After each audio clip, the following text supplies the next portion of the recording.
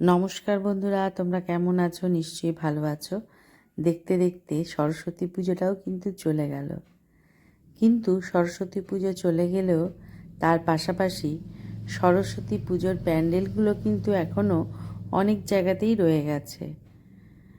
যেমন আমি যেখানে থাকি দমদম ক্যান্টনমেন্ট, সেখানেরই একটি প্যান্ডেলে আমি, ঋদ্ধি আর ঋদ্ধির বাবা তিনজনে মিলে চলে গিয়েছিলাম। এখানে গিয়ে বেশ সুন্দর একটা জিনিস দেখলাম।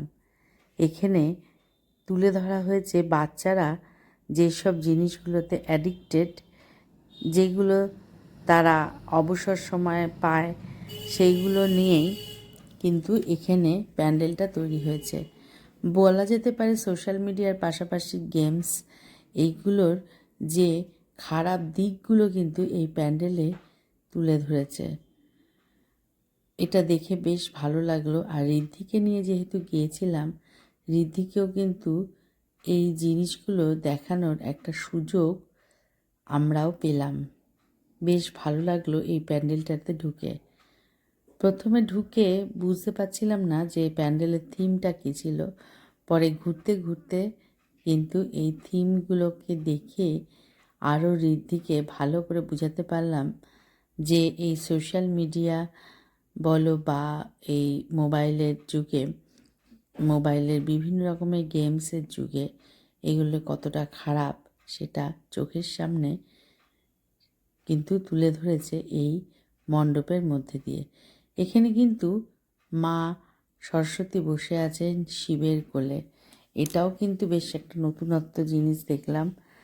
যেমন করে তা প্রত্যেকে বাবাদের কোলেই তাদের মেয়েরা বসে থাকে, ঠিক সেরকম করেই শিবের কোলে মা সরস্বতী কিন্তু বসে আছেন।